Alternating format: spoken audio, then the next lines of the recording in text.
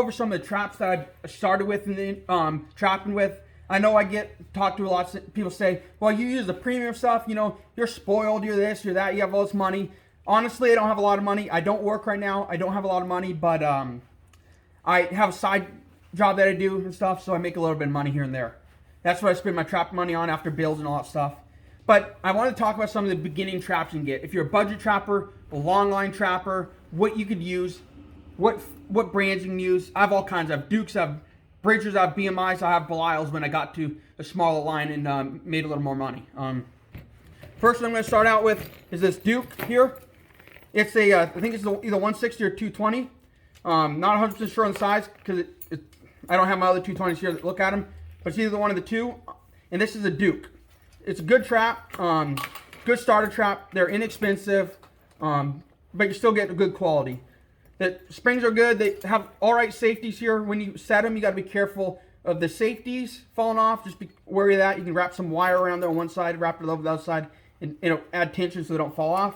Turn them into a more expensive thing. I'll do a video on that here soon. So there's that. It's a Duke 160. They have this regular loop chain on here, and they have an eye for staking. I have another one here. This particular one I'm pretty sure is a Bridger. This one is a Bridger. It's a 110. And it's a single spring. There's no safety on these 110s. Then you have the loop and or loop chain and the stake on there, the loop. This is a good trap. The springs are kind of compressible there. You know, if I put a little more strength on there, I can set them. Like I said, this is a Bridger. Yeah, pretty sure it's a Bridger. Yeah, it's a Bridger. It's a good trap. Got a package coming. My mom probably ordered something. Let's see. This one here is a Bridger also. This one's clean. It hasn't been used. A lot of these are used out at the golf course for nuisance muskrat removal. When the muskrat are incredibly damaging, they will run and dig out the banks, and the banks will fall in and all kinds of stuff. So much so that out of the golf course, we put a stick on a hole, cover this hole up. The muskrat, the next day my dad came out and looked, the stick was gone. They moved it off the hole that night. They're pretty damaging. They're pretty resilient animals. But this you can stick in a run, stick it in there, set it, stake it, put a stick through the eye here, holding it, and it'll be good. That's a Bridger unused. That's what they come like. They come like this.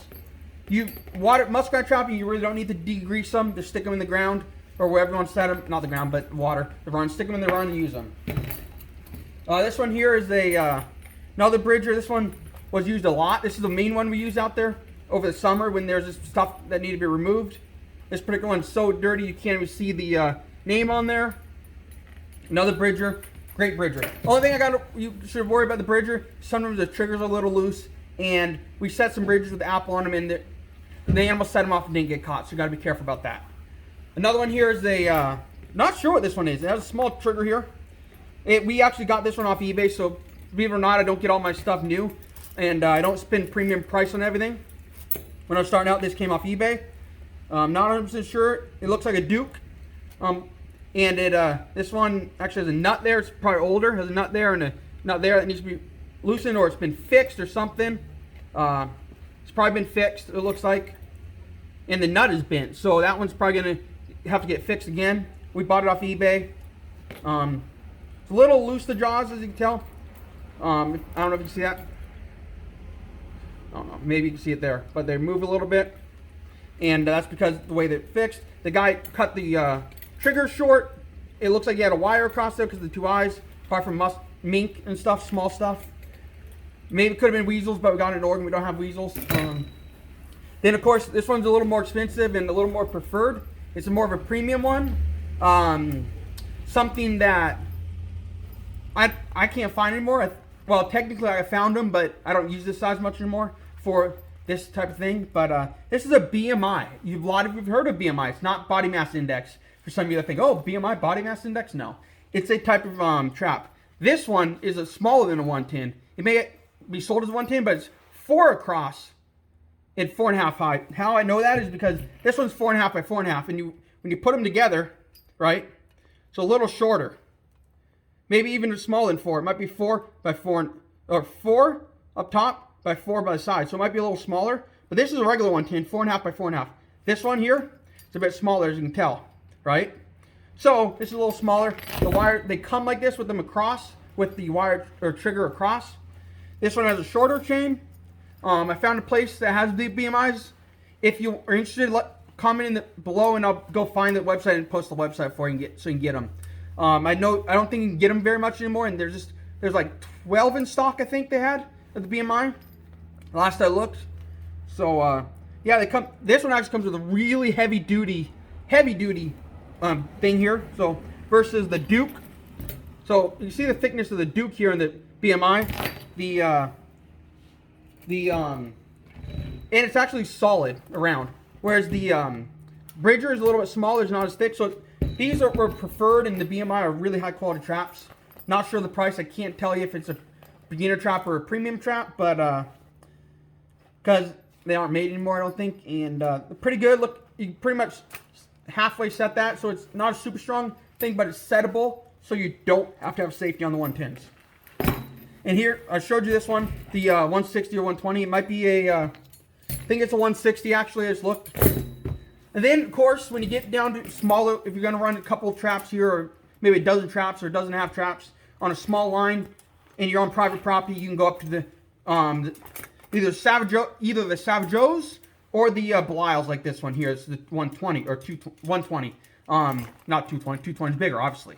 Misspoke. Getting a little nervous on camera. Trying to keep it interesting for you guys. But this is a Belial 120. Double springs. The 110 comes with single spring. This one comes with wire and a swivel end. This one doesn't come with swivel on this end.